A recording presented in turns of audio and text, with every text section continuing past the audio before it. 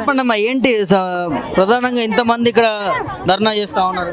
రాష్ట్ర వ్యాప్తంగా మేము అన్ని సమ్మెలకు కూర్చున్నాము. మా యొక్క గొంతమ్మ కోరికలేమి కాదు, మాకు కావాల్సిన మేము న్యాయబద్ధమైన కోరికలేమి. మేము ఎన్ని సంవత్సరాలుగా పనిచేస్తున్నా మా ప్రభుత్వం వచ్చినాక ఇక్కడ సీఎం సారు కూడా మా మేనిఫెస్టోలో మాట్లాడారు.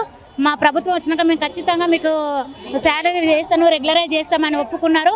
కానీ ఇప్పుడు ఏవి మా అన్ని హామీలు పక్కన పెట్టి మాకు ఇది వరకు అది వరకు అడిషనల్గా మాకు చాలా వర్క్ ఉంది. చాలా వర్క్ తోటి అందరు అంగన్వాడీ టీచర్స్ కూడా ప్రతి ఒక్కరికి ఇప్పుడు హెల్త్ బాగాలేక చాలా హెల్త్లతోటి హాస్పిటల్ పాలే అవుతున్నారు.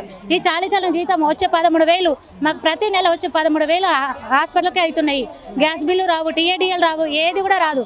ఈ పెరుగుతున్న వేదాలు సరుకులకు ఖర్చులకు అనుగుణంగా మా జీతాలు కూడా మాకు అందించాలని, సకాలంలో మాకు జీతాలు కూడా ఇవ్వాలని కూడా కోరుతున్నాం. జీతాలు సరిపోవడం లేదు. 1 లక్ష ఆయాకు 2 లక్షలు టీచర్కి ఇస్తే ఆయా ఏం సరిపోతుంది అది.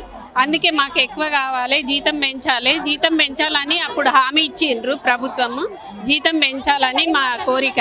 అందువల్లనే మేము ఇక్కడికి వచ్చినాము. కమిషనర్ మేడం తోటి సంప్రదింపులు చేసుకొని మాకు జీతం పెంచేలాగా చేయాలనే ఉద్దేశంతో వచ్చినాము. వేరే టీఏడిఎల్ కూడా మాకు రావడం లేదు, రెగ్యులర్ చేయాలి, పర్మనెంట్ చేసి తీసేసి ఒక యాప్ తోటే కావాలి. మేము మాకు కనీసం పర్మనెంట్ చేయాలి. మాకు 18,000 జీతము కావాలి. అందరికీ నమస్కారము. అంగన్వాడీ ఇక్కడికి వచ్చేసిన అంగన్వాడీ టీచర్లకు, ఆయాలకు యాదాద్రి భువనగిరి జిల్లా నుంచి నమస్కారము. మేము ఇక్కడికి 24 గత ప్రభుత్వం ఉన్నప్పుడు 24 రోజుల సమ్మె చేసినాము. అప్పుడు గత ప్రభుత్వం మాకేం చెప్పిందంటే, మేము 5 లక్షలు 10 లక్షలు డిమాండ్ వేసినాము. అప్పుడు గత ప్రభుత్వం ఏం చెప్పింది, మీకు 1,00,000 టీచర్కి ఆయాకి 50,000 ఇస్తామని చెప్పింది. అది మాకు వద్దని చెప్పేసి మమ్మల్ని చర్చలకు పిలిపిస్తే, చర్చల ప్రకారం మేము 2 లక్షలు టీచర్కి ఆయాకు 1,00,000 రూపాయలు ఇస్తామని హామీ ఇచ్చింది. మళ్ళీ ఆ విధంగానే ఆసరా పింఛన్ కూడా ఈ రిటైర్డ్ అయిపోయిన ఆసరా పింఛన్ కూడా కల్పిస్తామని చెప్పేసి చెప్పారు. అయితే ఆసరా పింఛన్ కల్పించొద్దు, మాకు జీతంలో సగం కావాలని చెప్పేసి మేము కొట్లాడినాము. సరే అమ్మ, మేము రాగానే హామీ ఇస్తున్నాం కదా, చేస్తామని చెప్పారు. ఆ గత ప్రభుత్వం ఇచ్చినప్పుడు చెప్పిన హామీనే మేము అమలు చేయమంటాం. మేము 24 రోజుల సమ్మెలో ఉన్నప్పుడు ఇప్పుడు ఉన్న ప్రభుత్వము మా టెంట్లకు వచ్చి, మా టెంట్ల దగ్గరకు వచ్చి మమ్మల్ని కూడా చేసి మాతో పాటు వాళ్ళు చాయ్లు, టీలు, బిస్కెట్లు అన్ని ఇచ్చి మాకు సహకరించి, ఇప్పుడు మేము అడిగేసరికి అంగన్వాడీ ఉద్యోగులు మొత్తము అనవసరంగా ధర్నాలు చేస్తున్నారని చెప్పేసి అంటున్నారు.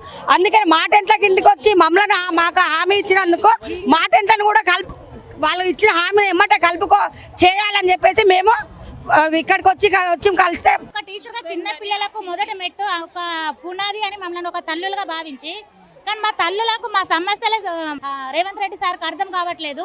మరి ఏంది ఈ ప్రభుత్వం, ఇప్పుడైనా ఈ ప్రభుత్వం దిగొచ్చి కనీసం మా కోరికలు నెరవేర్చి మమ్మల్ని ఒక తల్లులుగా, చిన్న పిల్లలు వాళ్ళు కన్నడం వరకే వాళ్ళని ఒక 5 సంవత్సరాలుగా మేము వాళ్ళ కడుపుతో ఉన్న నుంచి కిషోర బాలిక నుంచి వాళ్ళని తీర్చిదిద్ది 5 years వచ్చే వరకు మా దగ్గర పెట్టుకొని వాళ్ళ తల్లులు అని స్వేచ్ఛ మా దగ్గర ఇచ్చి వాళ్ళను అభివృద్ధిలోకి అన్ని పునాదులు వేసేది మేమే. ఇలాంటి ప్రభుత్వం మరి ఇలాంటి మమ్మల్ని ఎందుకు గుర్తిస్తలేదు? కనీసం ఈ ప్రభుత్వం గుర్తించి మాకు రెగ్యులరైజ్ చేయాలని మా కోరిక. మాకు ఇస్తా అన్న హామీలు అన్నీ ఇవ్వాలి. మేము చిన్న పిల్లల్ని సాస్తున్నాం, చిన్న పిల్లల్ని, అమ్మ అని గుర్తులేని పిల్లల్ని మేము సాస్తున్నాం. మాకు ఇట్లా ఎంత జీతం తక్కువ, మేము ఎంత చిన్న పిల్లలు సాస్తున్నాము. వాళ్ళు అసలు గుర్తించడమే లేదు, గవర్నమెంట్ మమ్మల్ని గుర్తించడమే లేదు. మేము చిన్న పిల్లలు, వాళ్ళ చిన్న పిల్లలు ఇడిచిపెట్టి పనికి వెళ్ళిపోతే మేము చేస్తున్నాం. వాళ్ళని అమ్మ నాయన అన్న గుర్తులేని పిల్లల్ని కూడా చేస్తున్నాం. అసలు వాళ్ళు మమ్మల్ని గుర్తించడం లేదు. గవర్నమెంట్ చేస్తలేరు. ఎప్పుడు వచ్చినా ప్రభుత్వం కొత్తగానే వస్తుంది, చేస్తలేరు. ఇవాళ ఈ రైతు బంధు అవన్నీ చేస్తున్నారు, కానీ మాకేమో చేస్తలేరు. మేము ఎప్పటి నుంచి కొట్లాడుతున్నాం, 20 ఏళ్ళు 30 ఏళ్ళు 40 ఏళ్ళ నుంచి కొట్లాడుతున్నాం. మాకెందుకు గవర్నమెంట్ చేస్తలేరు? ఇప్పుడు వచ్చినాయి అన్నీ చేస్తున్నారు, కానీ మాకెందుకు చేయడం లేదు? మొండిగా ఉన్నారు అనేసి అడిగితే లేదు మీరు ఒకసారి లోపలికి రండి, చర్చిద్దాం, జిల్లాకొక్కరు రండి అనేసి రిక్వెస్ట్ చేస్తున్నారు. జిల్లాకొక్కరం మా నాయకత్వం మొత్తం మేము లోపలికి వెళ్ళి మరొకసారి చర్చిస్తాం. ఒకవేళ ఆ చర్చలలో ఏమొస్తుందో చూస్తాం. మాకు సానుకూలంగా వస్తుందా, వ్యతిరేకంగా వస్తుందా, స్పష్టత ఉంటుందా లేదా అనేది మేము తెలుసుకుంటాం. దాన్ని బట్టి మా కార్యాచరణ ఎట్లుండాలనేది మేము నిర్ణయం తీసుకుంటాం.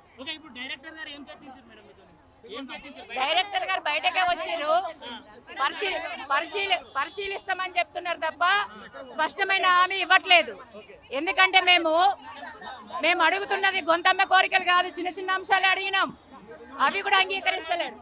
అంత క్లియర్ గా మీరు ధర్నా విరమించుకోండి అని చెప్తున్నారు. ఇప్పుడు లోపలికి వెళ్ళినాక మీరు అనుకున్నట్టు సమాధానం రాకపోతే తర్వాత కార్యక్రమం. ఇది మా ఒక్కరి నిర్ణయం కాదు, సిఐటిలో ఏదో నాయకుల నిర్ణయం, రాష్ట్ర కమిటీ నిర్ణయం ఉండదు. ఈ రోజు ఇక్కడికి వేలాది మంది 70,000 మంది సెంటర్ బంద్ పెట్టి వచ్చారు. అందరి నిర్ణయం ఇది. మేము చెప్పిన పైన లోపల జరిగిన చర్చలు మేము ఇక్కడికి వచ్చి చెప్పిన తర్వాత వీళ్ళందరూ అంగీకరిస్తేనే, వాళ్ళు ఏ రకంగా అంగీకరిస్తే ఆ రకంగానే మాది ఉంటుంది. అంతే తప్ప మాది వ్యక్తిగతంగా ఉండదు. జిల్లాకు ఒకరం వెళ్తున్నాం.